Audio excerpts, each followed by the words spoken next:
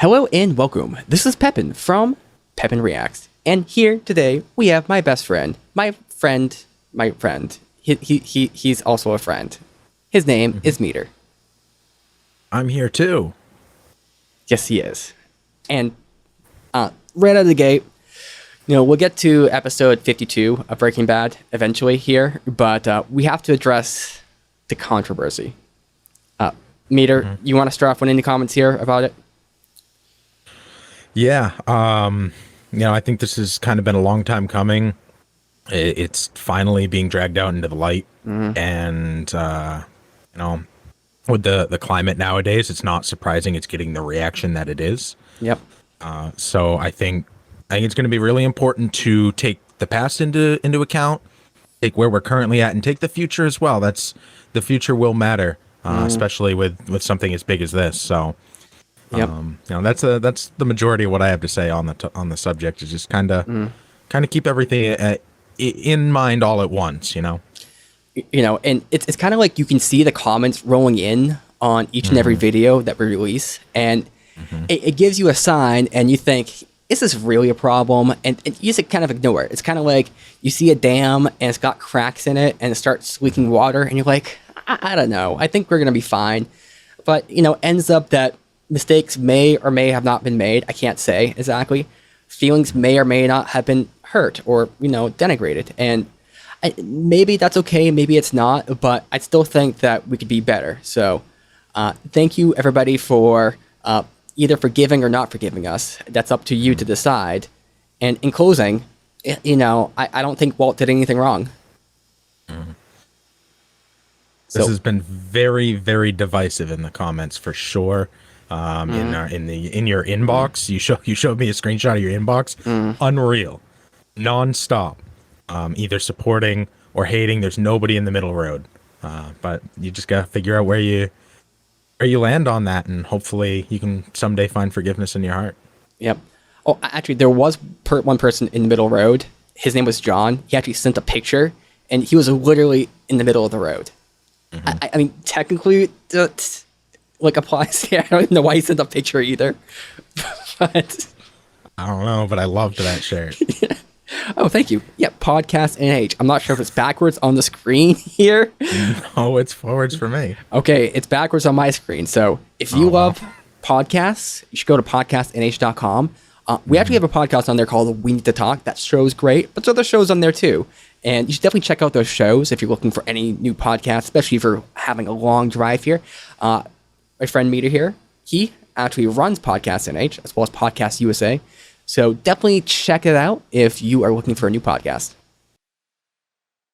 Okay, that was Season 2, Episode 3 of Breaking Bad.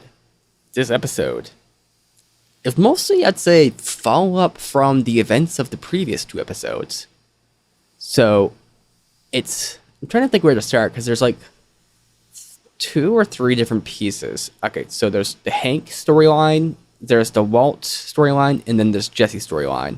I guess there's kind of the Skylar storyline too, but it's mostly caught up with the Walt storyline. Where do you think would be the best place to take off, Meader? You said Hank first. All right, let's go with Hank. So, I said this during a reaction, but Hank, he's such a difficult character, really. I don't know. I don't know if you feel the same way I do. Obviously, you know more about Hank than I do. Haven't seen the whole series, but it's like my like for him keeps going. It's like a roller coaster. He's got a very good sense of humor. His line delivery is just amazing sometimes, but he's just such a dick. And it's hard to get a good grasp on him. Do you have a similar opinion, or? Yeah, I mean, I don't like him, but he has some good lines. And he plays his character very well, like the actor does. So I'm kind of taking it like I maybe like him a little bit more than you do, or definitely. Yeah, like may not be the right term, but then again, I kind of do. In the same way that I kind of like Walt when he gets super aggressive. I wouldn't want to be around him.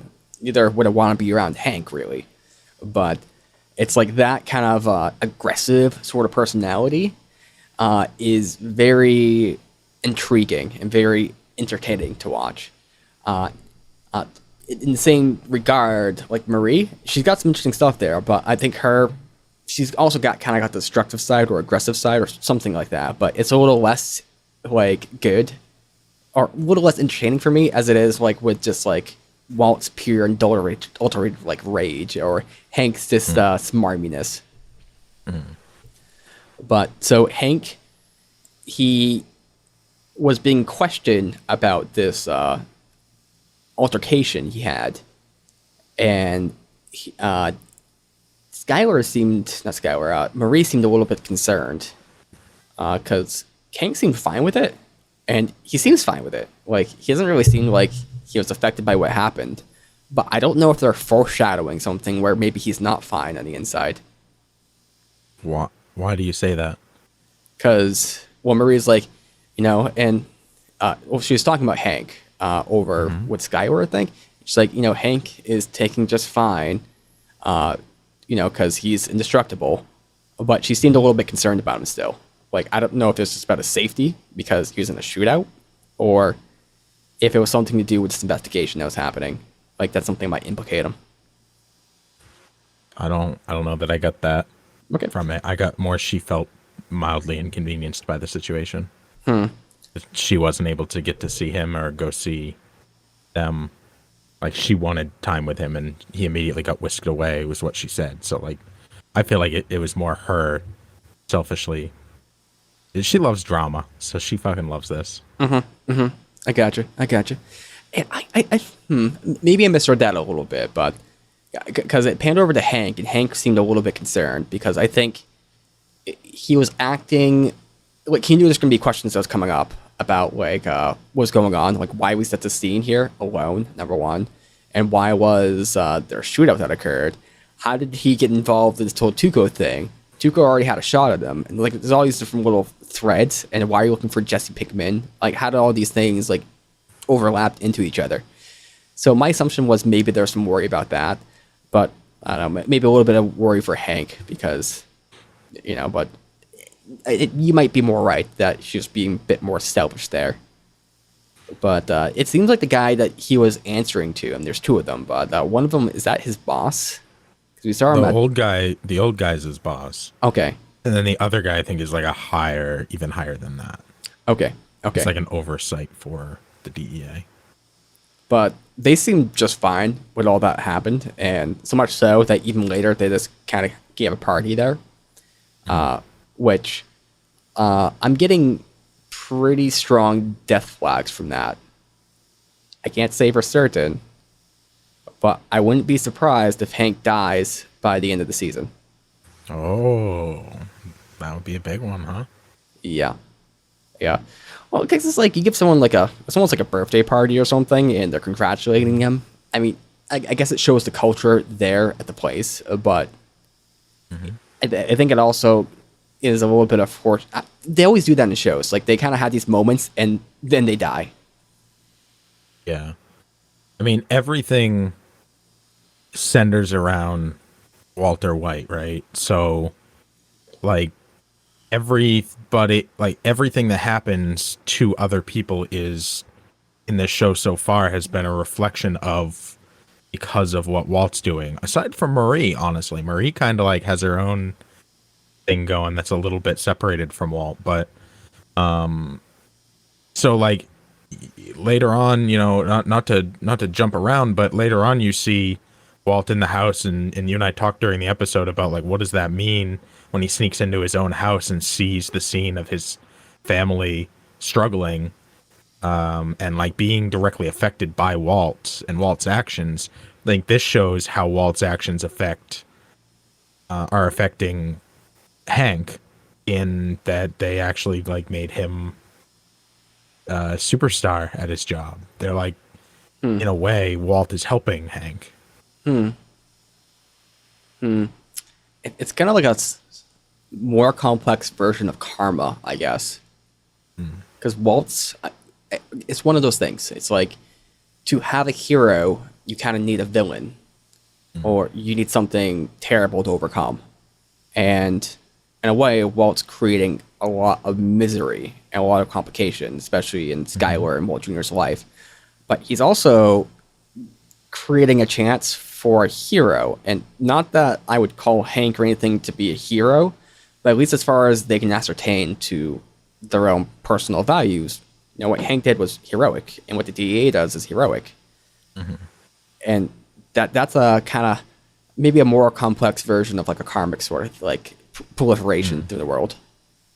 And obviously Hank and Walt's relationship is massively complicated, way beyond what Hank knows it to be. And Walter does understand how complicated it is. But I think Hank's discomfort that you mentioned when he was being interviewed was because Hank was there because Jesse was dealing drugs to Walt, as far as Hank knows. And he didn't want to implicate his brother-in-law in something illegal, especially something drug-related when he's a DEA agent. That's right. I think that's why when he's like, "Why were you there?" and he looked at his boss, and his boss didn't really say anything, and he's like, "It was a personal matter," and his boss is like, "Well, you were looking for your brother-in-law," and he's like, "Yeah, but it wasn't related to drugs." Like, it's more or less what he said. That's right, because that could potentially go back to like he was looking for Jesse because he knew Jesse was dealing Walt's weed, supposedly, you know. And yeah, so that could implicate Walt in some sort of way. Yeah, that's why he specifically said one of Walt's former students, not friends or anything like that. Like, he phrased things very specifically. Yeah. And I guess it was enough of a win that they wouldn't really be alarmed, or, you know, they didn't delve any further, at least not for now. Who knows? Yeah. And I think there's one other scene with the Hank stuff, where they bring in the Tuco's Tio, and they do a bit of interrogation with them, and it kind of set up in a way where you think Jesse's screwed now because Jesse's gonna get ratted out, but Tio doesn't rat people out. He doesn't talk to DA, and kind of like I'm gonna say Emilio, I forget his name, Hank's partner. He's like, you know, I told you this guy was big. Like, you know, they're like OG. They don't, you know, rat out to the DEA. You know, like, doesn't even matter what the situation is. Which I think that kind of adds some character to the Tio, because it's kind of the vibe I would have too. Like, why would he do that? I mean, also, if you look at it from this perspective too, you know, certainly Walt and Jesse fought back and they killed, you know, Tuco, but Hank came there and shot him as well. You know, I think he has more animosity towards the DA than he does Walt and Jesse, especially since Walt and Jesse weren't the aggressors there necessarily. Yeah. I mean, that's kind of like a drug dealer, or any, like, you know, anything criminal you're doing. The number one rule is you don't talk to the cops. You don't talk to the feds. That's, even if it's your worst enemy, you don't rat them. That's not, they are separate, and they are enemies to all, regardless of who your enemies are, you know? And he does seem to be there mostly, and he shot himself at the end there just to cause a mess to clean up, which... Yeah, I mean, he was kind of answering Hank's question too, and Hank said, "You want to help us out, right?" And his answer was to shit himself and, like, pretty much remove himself from the situation completely. I mean, if we're being real, he probably can't help too much, even if he was compliant, because all we can do is answer, like, yes or no questions, essentially. So it would be a little bit tough, but yeah. I like the Tio, because, you know, he's got convictions.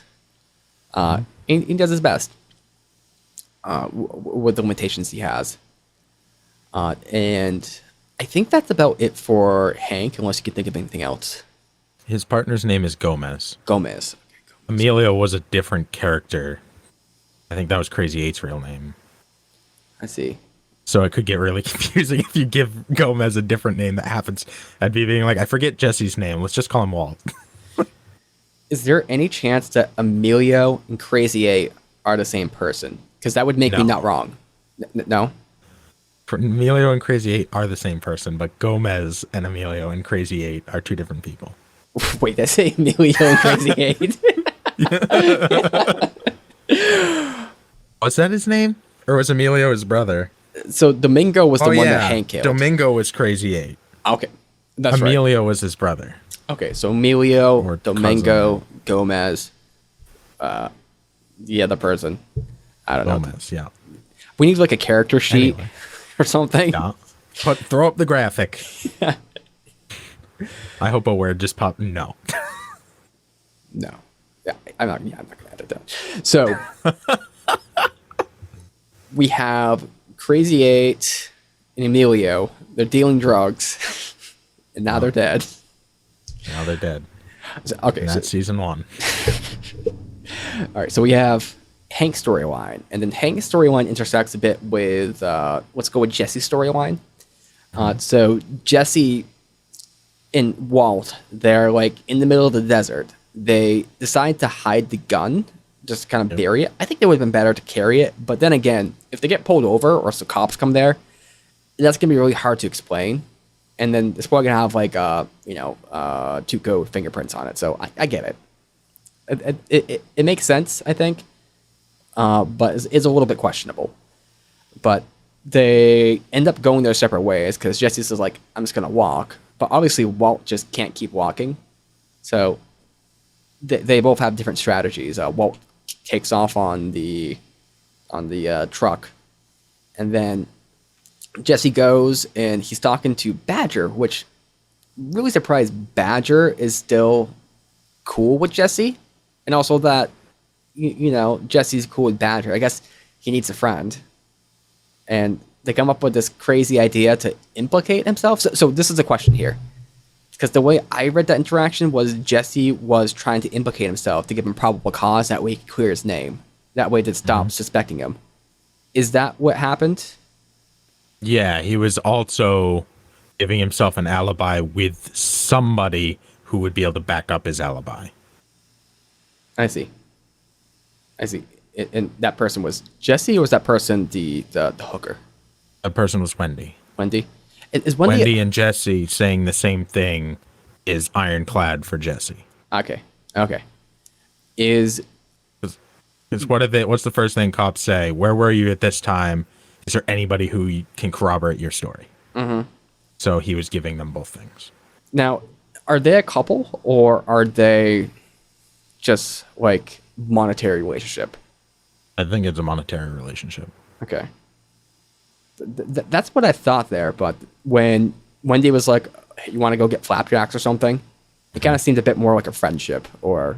I mean, it seems like they're at least familiar enough with each other. This isn't the first time they've done business together. Like, they're friends in that way. Yeah, that's right. So closest thing Jesse has to a friend, arguably, at the moment. Maybe Badger and maybe Walt. I mean, he had some other friends that came over, but it seems like all of his friends are kind of business partners too. Like, they're all related to the drug world in some way. Yeah. Because I remember when he had that, had those friends over, and they started talking about the crystal and stuff like that, and he's like, "Oh, well, I got some shit that'll, do ya, right before they're about to leave because they're bored." Yeah. Which we kind of experienced that a bit in college. Like, there'd be people who would want to smoke weed, but or they only hang out with you if you're gonna smoke weed. People are like that, so. Yeah, Jesse probably didn't have too many actual friends, except for Badger, which... do you like Badger? He's pretty dumb. Yep. I mean, he's a little bit loyal, so that's good. I think Badger is like a reference for Jesse, because like he's just a way to show how much Jesse has come. Like... because Badger was Jesse in a way. Like Jesse had more potential, I think, than Badger the first time we saw him.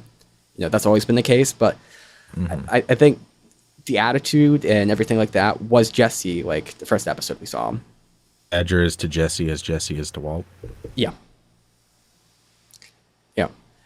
And Jesse, he is trying to work with Badger to get rid of supplies, and they brought it to Badger's cousins, who seems like he's reliable as far as we know. As reliable as anybody in an underground business is going to be. Yeah. And Badger was trying to like, hey, let's cook some meth. And he's like, no, let's not cook some meth. And went back and forth a little bit right there. And so eventually they go. So what happened after that? So they did that. What happened after they took away the truck there? I kind of forgot. The DEA busted down the door with Jesse with Wendy. Oh yeah, that's right. That's right. And Jesse, he's good on his feet, but he doesn't think too far ahead. Like he has a response for anything, but he doesn't know like the multiple layers that might get brought up beyond that. Like he talked about his car. My cell phone was in my car, and they're like, when we found your car, your cell phone wasn't in there, but there's this all this money. And he's like, oh, you found my car? That's great. Oh, that money's not mine. Like he's a little bit too reactive, and I don't think he's thinking far enough ahead to do things. Whereas Walt, whenever he tells a lie, he tries to think about the long-term implications, it seems. Not that he's always perfect with it, but you're always going to be in situations where you need to think ahead, and you're always going to be in situations where you need to be able to be reactive. Mm-hmm. Both of them were put in situations where they needed to do both. Jesse is way better at being reactive than Walt is, and a much better liar, in my opinion. Jesse needed to be reactive in that room, because as far as like the story he was trying to tell was he didn't know anything. So like that's being reactive is the way to get the most genuine reaction to what's going on, right? Mm-hmm.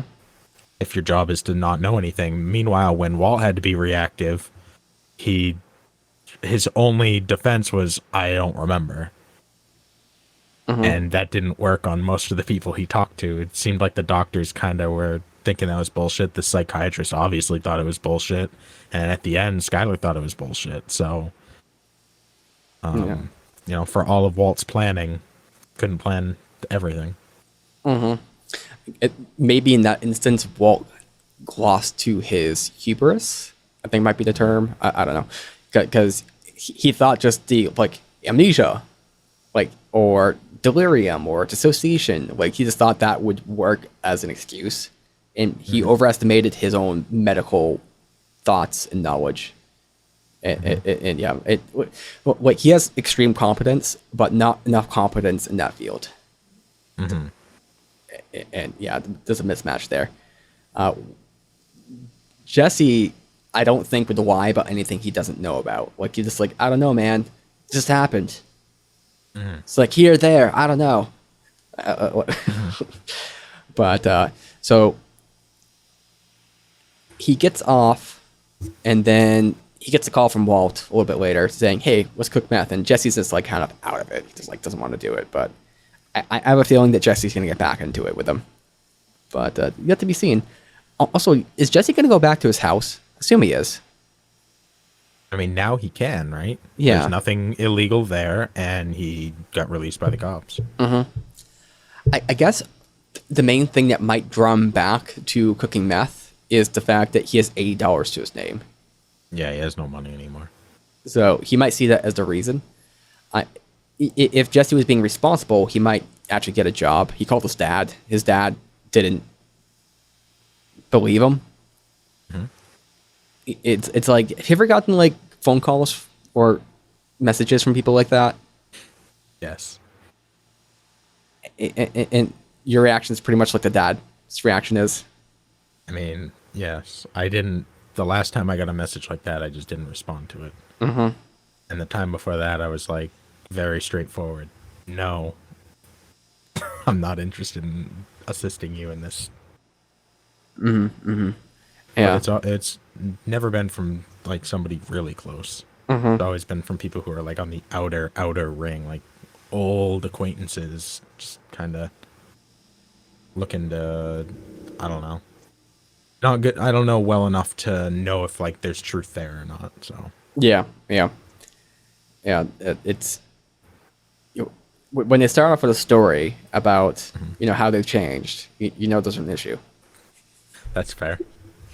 So I think that's pretty much Jesse's storyline. Is there anything that we haven't discussed or brought up?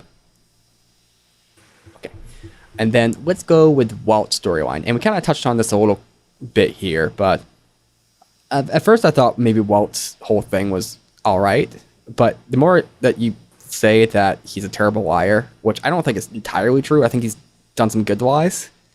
I just don't think he's as good as Jesse. I think he's better. Yeah, I think he's better on his feet. Jesse's a lot better on his feet. I think Walt's better at the long con.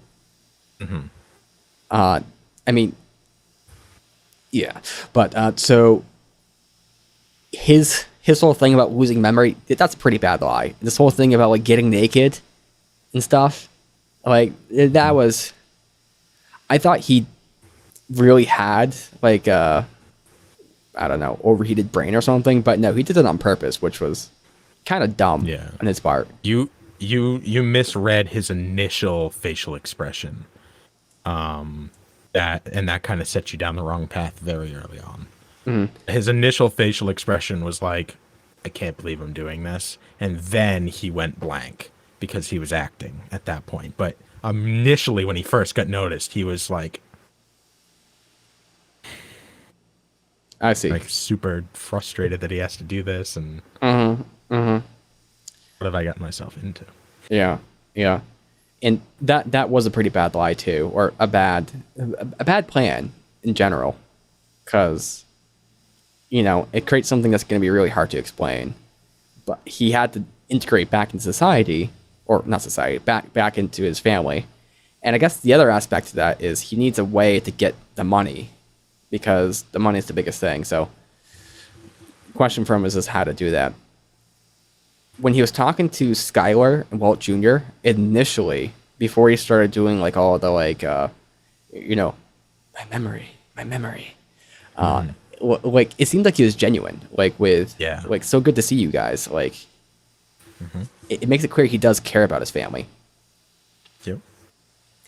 And he then gets very wishy-washy.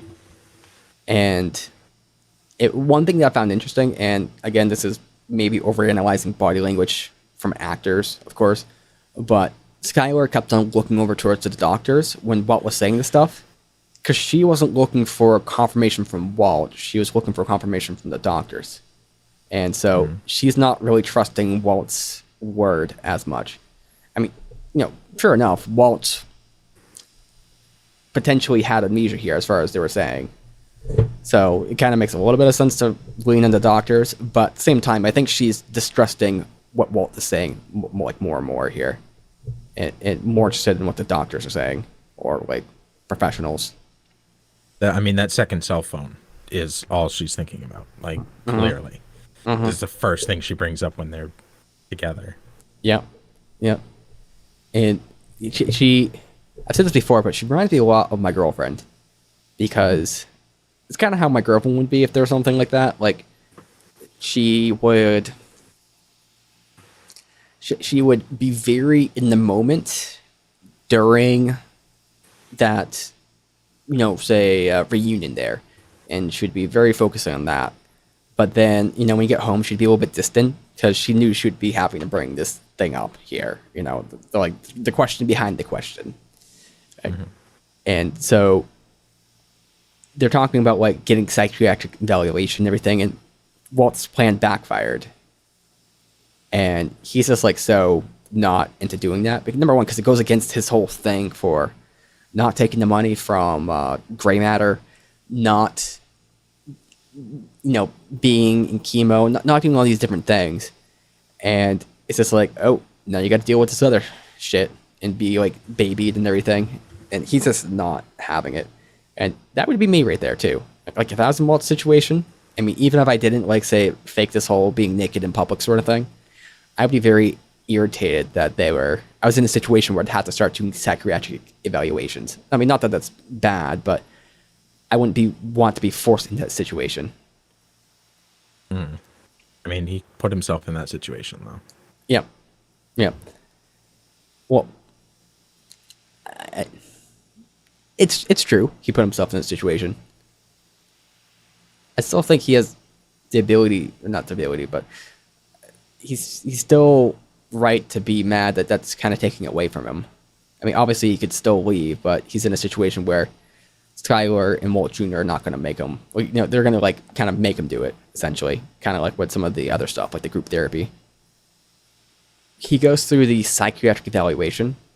He gets clarification on what is confidential and what's not, which I think what the doctor said was confidential wasn't quite accurate, because if someone's going to commit suicide, that's something, or if it's something that endangers your, like somebody's life, including that person's life, then it's something they have to say.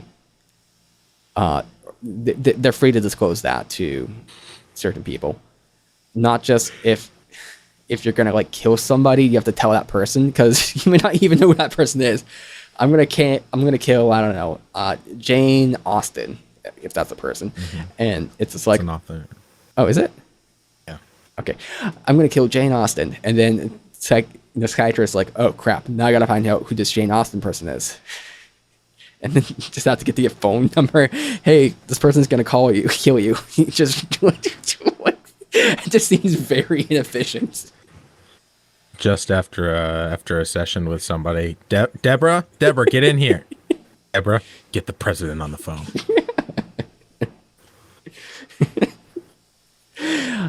I can't tell anybody else except for the president himself. This is only for the president. By law. Bob's gonna kill you. Wait, who the fuck's Bob? That's all I can say. Yeah, confidentiality laws here. And so Walt gives his rationale or his reasons, which it's one of those things where it's like a truth, but also a lie. It's a lie by omission, but he gave all the truthful reasons to why he's fed up with his situation.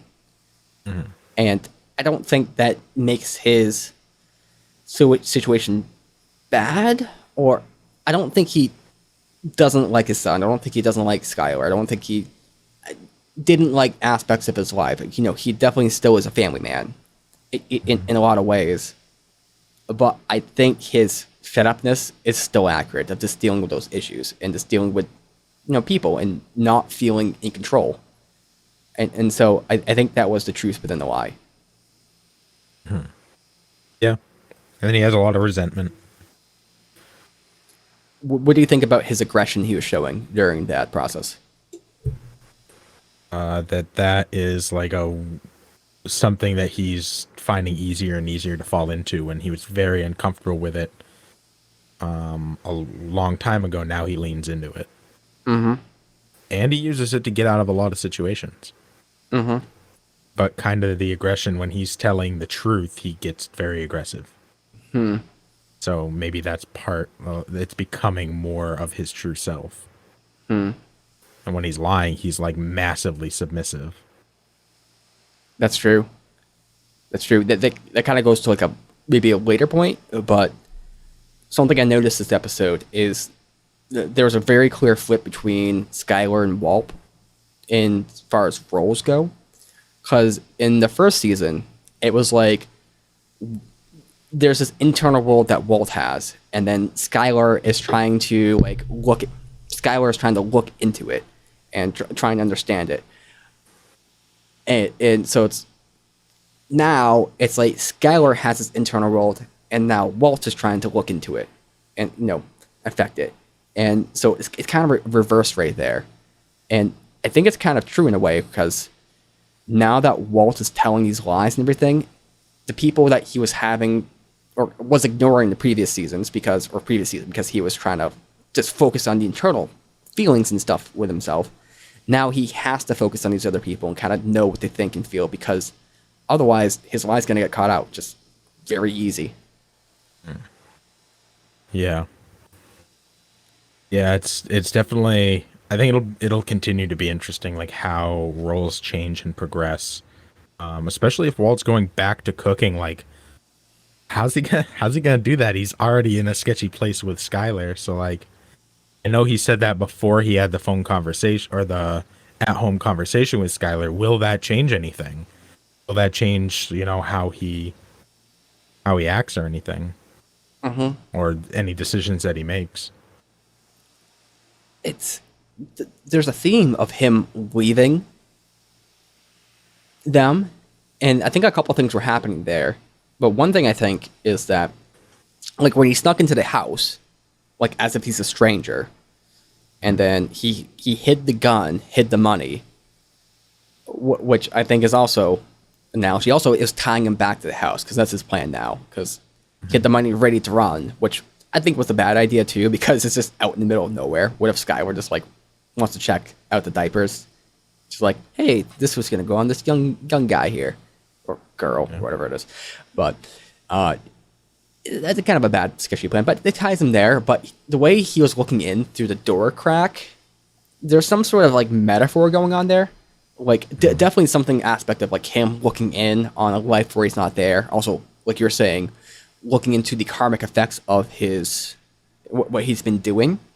But I also feel like it's a bit like almost like the door is closing on that relationship, and he's only able to see through just a little crack there.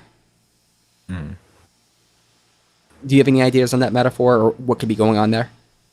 I mean, I stand pretty tight to that was seeing what his actions had caused, especially when the next shot is showing the wanted poster and like the missing poster, and that's pretty literal of Walt was missing from their life, which can also lend to the idea that Walt's going to be dead. And he kept staring at that painting, like with the what you can assume is a family standing on the beach with a male figure sailing off on a little rowboat by himself. So Walt kind of felt like that was him leaving the family, and he said, I'm going to be dead in however many months. So like, in a way, it was also like, how are they going to get by without me? And seeing how hard it is without him there. It's I think there were a lot of things at play there. Future, him being missing. Currently, how is him missing affecting the family, and the actions he's taking affecting the family?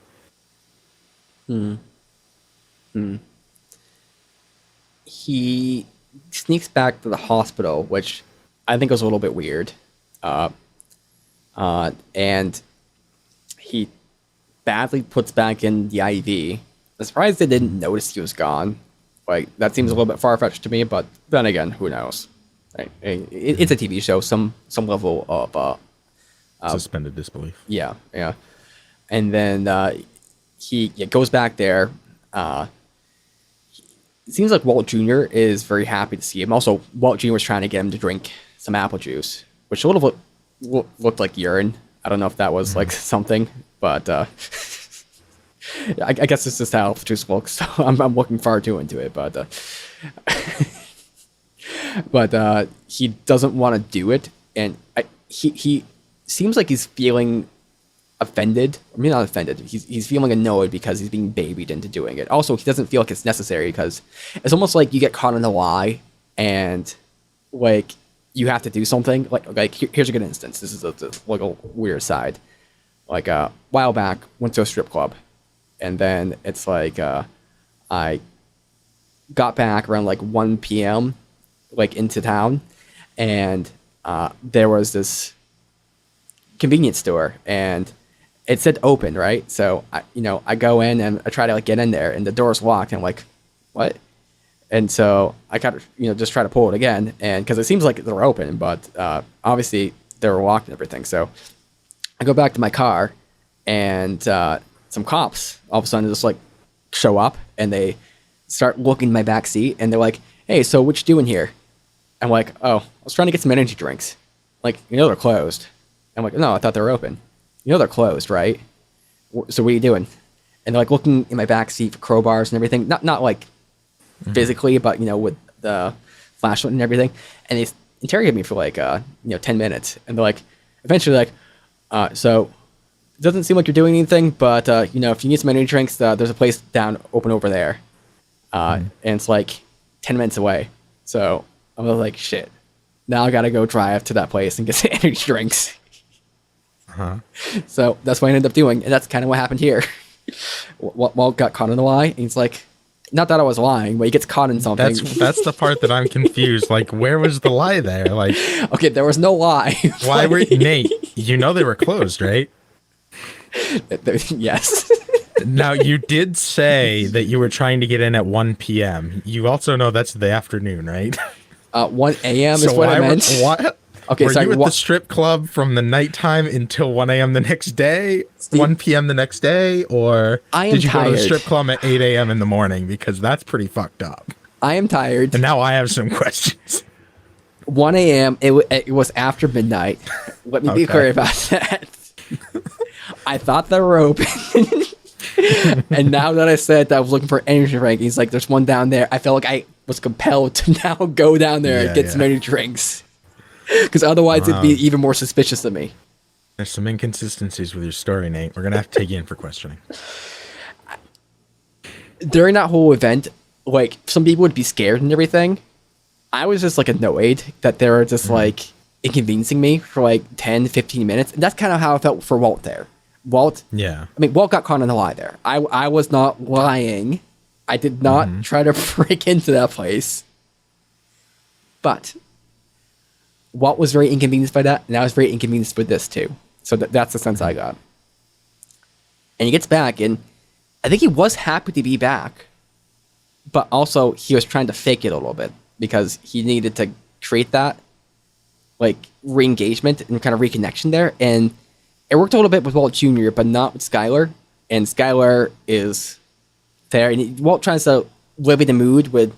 There's something weird going on where he had his Heisenberg hat on, but also just like naked. And of course, it's kind of funny in a way, but also it's kind of like, is there something more being said there? Like, this is the birth of Heisenberg? I don't know. Is Heisenberg the baby? There's a lot of places that could go. But Skylar's not having any of it. Brings him with the second cell phone. Walt lies badly. Which I'm thinking about Heisenberg baby. And then I was thinking that maybe the baby is meth. And then I was like, Skylar gives birth and the doctors are like, this is the purest baby we've ever seen.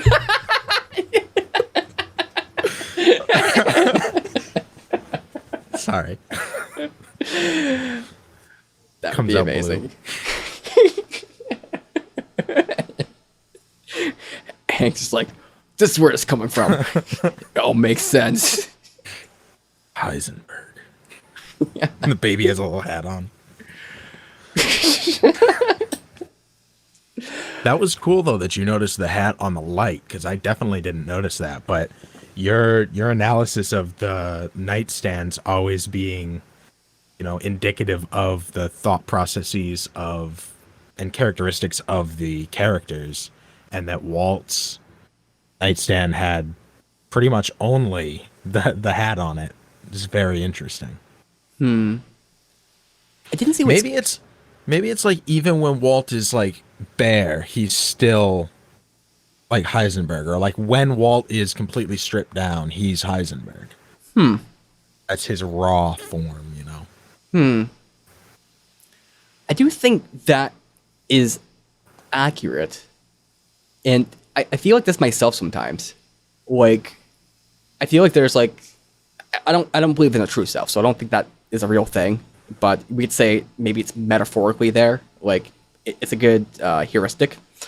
But it's like, I feel like a lot of what I do is wrapping myself into a way that's presentable to other people in society and stuff. And a lot of what it is kind of just having to deal with like the idiocies or the inconveniences and just like the annoyances with just life. And you have to wrap it up in a way that is, I don't know, dealable with that sort of stuff. Like Walt was kind of dealing with that stuff, like, just kind of going through and slogging. And I still think that base self that's there, that just does not want to deal with that, is just so sick and tired of it, and just wants to have that sense of control of the reaction of what's happening. Like, he wants to be able to, again, I think it goes back to control. I think that is base Walt. I think the Walt that we saw in that flashback with, forget her name, but that lady from Grey Matter, I think that is the base Walt. The Walt that is excited about chemistry, reactions, and manipulating, controlling things. Not necessarily the social side, but the chemical side. And I think that is the Walt that's there. And I think you're right about that. Maybe it is a double meaning. Heisenberg's birth in a way, but also kind of like that is just him laid bare, and it's still there.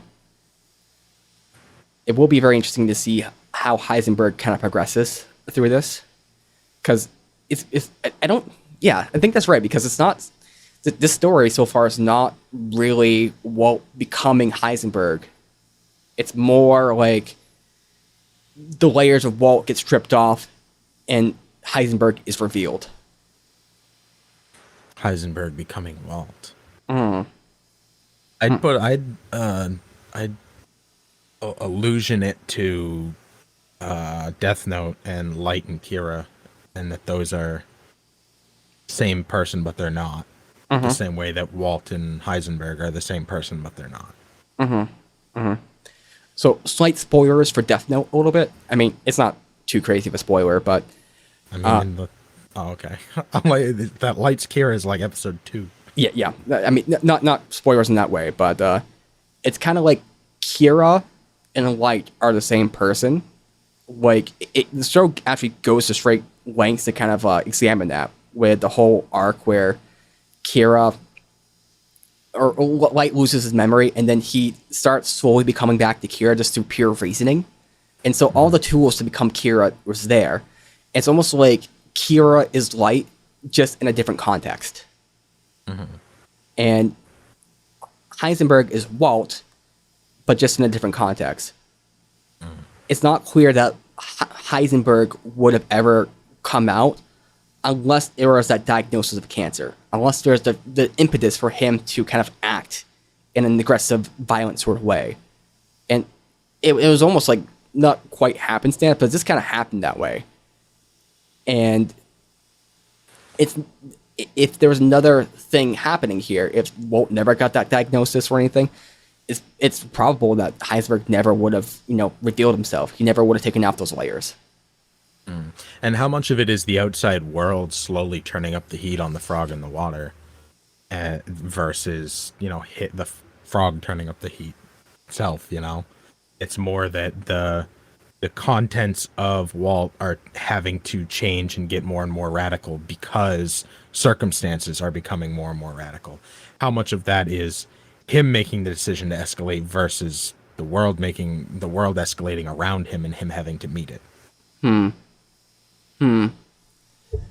Like, from the beginning, right? He started out very not aggressive, and circumstances forced his hand to become aggressive. He fought tooth and nail to not be aggressive until the very last moment, where he forced the universe to force him to be aggressive by having to kill Crazy 8 in self-defense versus in cold blood. And then slowly from there, he's had to continue to escalate as that situation continues to spiral crazier and crazier. It's almost in a way that the meth they're making is a reflection of that, because the meth they're making is purer and purer of a substance, and in a way, as meth gets purer, like Walt is kind of getting purer himself, or more corrupted. You could say it that way. I think he's a more pure version of himself, like when he is in that state. And I think the purest version of Walt, honestly, would not be like the more aggressive, like murderous sort of Walt. I think it would be more like the scientific Walt, who is making an amazing discovery. But I think the analogy here is, Walt doesn't do drugs. I mean, he did some weed, I think, that one episode. and he's drank a little bit. But, you know, Walt's not going to smoke meth. But I don't think he needs to smoke meth. I think the making of meth and the power he gains, like, just what he's doing and how he can have an excuse to act violently now. In the same way that Hank kind of gets off on that, too. I think Hank and Walt are kind of two sides of the same coin, just in different contexts. One is supported by the government. The other is demonized and attacked by the government. I think they're both getting off on the same thing, which is that sense of power, that sense of control, which also ties back to Marie. Marie is also getting off on that. And it's a drug in itself. Does Walt need meth? No, he doesn't need meth. Meth is making meth in this whole drug trade is the avenue through which Walt can kind of get his high, and he's addicted to it now. Walt doesn't need meth. Meth needs Walt. Think about it. Do you think the baby is going to have a name? Yeah. Okay. I kind of thought for a little bit there that they might actually not name the baby, and it would just be like amorphous. It's going to be meth. It's going to... Methylamine. Methylamine? I have a friend. He named his baby, or his wife did, or his girlfriend, named the baby Myelin, which is actually just like a chemical name or something like that. Or maybe a drug namer. It's a nice name. But it would be pretty funny if someone named their baby after, like, I don't know, like meth. Like, methylamine. Hey, methylamine, come over here. That sounds like you're talking to a dog. I mean, for being honest, if I had to name my daughter, top candidates would be Historia, number one. That's a great name. Number two would be Daenerys, or Khaleesi would also be acceptable. And finally, you know, granted that girls tend to like horses, Mustang would be the third option. You're going to get sued by Ford. Well, let's hope so, because that could be some good money for me. No, that's how suing works. They're gonna sue you for your daughter. Well, she will be a pure workhorse, so it'll be fine. You know, purest. It's the purest baby. This whole show was just about like platonic forms and how. Little did you know. Okay, anything else before we end this meter? No. Okay, so this was a reaction to a show called Breaking Bad. I don't know if you've heard of it, but it stars Walter Williams in the show called Superbad. So if you love this video, definitely leave a love. If you like this video, definitely react to it, because a reaction to a reaction is a comment in the field down below. You know, favoriting a video, that doesn't do much. Liking a video, that does something. Commenting, even better. Subscribe, ding, ding, ding, bells all around for you to clap of the hands. Emojis. Fun. Despair. I've despaired once or twice. It wasn't fun, but watching this video is. So you guys, have a great day. Peace. This was Pepin in Meader from Pepin Reacts.